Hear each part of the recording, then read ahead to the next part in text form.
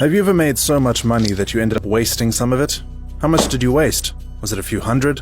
A couple thousand? How about $2 million? In 1992, the international drug lord Pablo Escobar was on the run from the police when he found himself stuck with his family in the freezing forests of Colombia. His little daughter was suffering the most from the cold, and the only thing he had on him was a bag of money. So, what did Pablo do? He took $2 million from the bag and set it on fire to keep his daughter warm. $2 million. Most people would rather die than burn that amount to survive. And that is because most people will never experience the wealth that Pablo had. Money was never a problem for the drug lord. His only problem with money was where to keep it, and since he didn't trust the banks, the crime boss hid most of his wealth in the oddest of places, in barrels, under fields, and behind walls. And for decades since his death, people have been uncovering these hidden spots, to the point that even his nephew found $18 million of Pablo's hidden wealth. But before we get into this, let's first talk about the fortune of the drug lord and how it came to be in the first place. How did one man amass so much wealth from crime that Forbes magazine had to officially name him the 7th richest man in the world at the time? Where did all that wealth go when he died? And more importantly, how did his nephew find $18 million behind the walls of his house? Pablo Escobar was born and raised in the Colombian city of Medellin. His family was so poor that he had to dabble in petty crimes to survive. By the time he was 20, he was into the Colombian drug scene, and by 26, he had gathered at least $3 million. Then, Pablo created the Medellin cartel, made more money, and bought at least 15 planes. Put simply, Pablo Escobar was doing with hard drugs what John D. Rockefeller did with oil. More than $145 million daily in cash, and an annual income of $55 billion.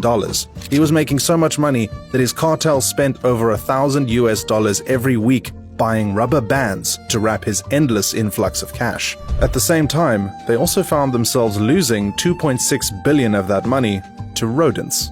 But we all know how it ended. Escobar was fatally shot in the head by soldiers who discovered where he was hiding. So, with Pablo Escobar dead, everyone began asking a very important yet dangerous question. What happened to Pablo Escobar's fortune? When you die, you can't take your money with you. With the amount of money that Escobar was making, he had to have people he trusted, who could keep up with the movement of his cash flow. And those two people were his oldest brother, Roberto Escobar, and his immediate younger sister, Alba Marina Escobar. These were the only two people he trusted. There are 3 ways of categorizing Escobar's wealth, and we will tell you exactly where each and every one of them went. The first category includes his liquid assets, his cars, money, mansions, clothes, amongst other physical material items.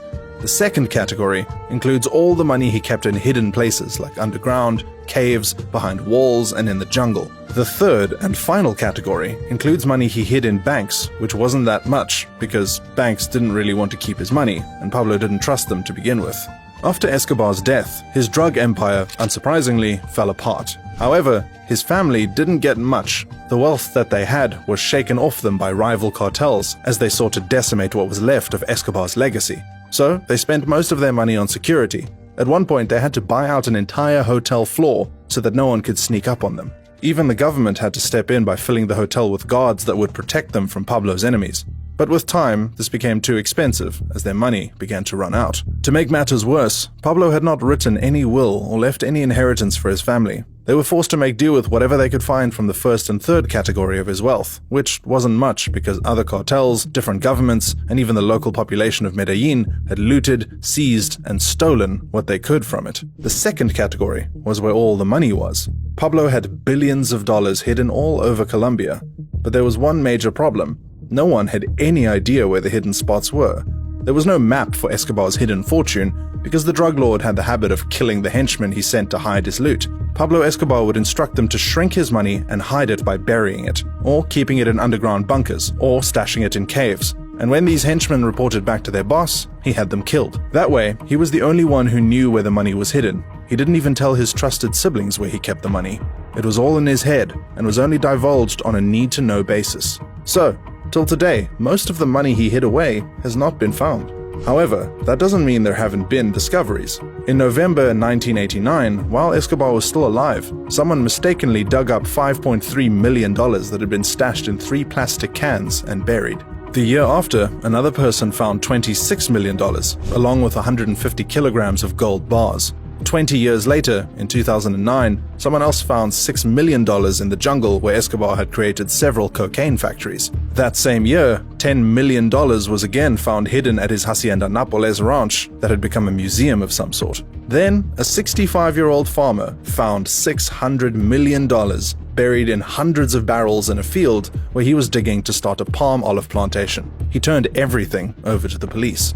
However, the most recent discovery happened when the deceased drug lord's nephew, Nicolas Escobar, found around $18 million hidden behind the walls of his uncle's house. Nicolas had already been living in the house for 5 years when he discovered the cash, and he was also more than familiar with his uncle's controversial legacy. When his uncle was still alive, Nicolas was kidnapped and tortured for 7 hours by people who were looking for Escobar's whereabouts. When the Colombian media asked Nicolas Escobar how he knew his uncle's money was behind the walls of his home, he said it was a vision that showed him. While this might sound sketchy, Nicolas explained that his uncle had used the house as a hideout in the past, and this was not the first time he was finding money in one of his hideouts. Nicolas also found a typewriter, a gold pen, satellite phones, a camera, and a film roll that had not yet been developed. One more thing. Some of the banknotes were decayed and could no longer be used.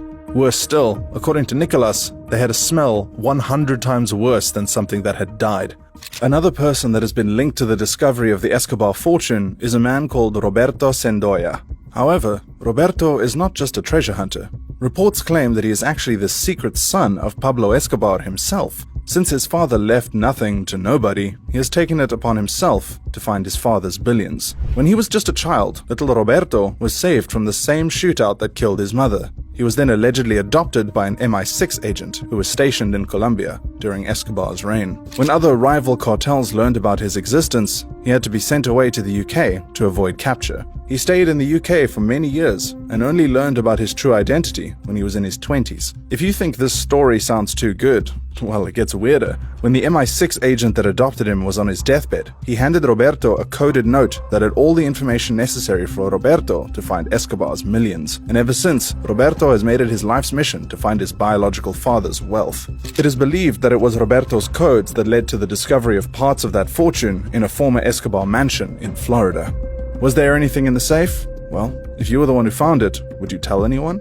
There are still billions of dollars hiding on Escobar-owned properties. The trick is just finding where they are.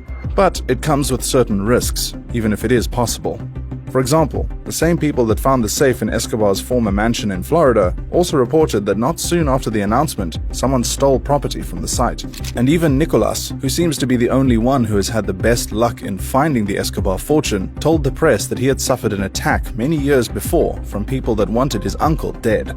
He was abducted by these individuals and tortured for several hours. 2 workers who were also captured with him were tortured with a chainsaw. So, even if you feel interested in uncovering the Escobar fortune, bear in mind that there are way more dangerous people who are interested in finding it too. People who wouldn't bat an eye when sending you to meet your maker. For all the treasure seekers out there, if you happen to live in Colombia, you might want to check your walls, and if you have a farm, you might want to dig it up. You never know, you might just find money in barrels or in plastic bags behind your walls. And with that, we have come to the end of our video. Please like and subscribe, and turn on that notification bell to see more videos like this in the future. See you next time.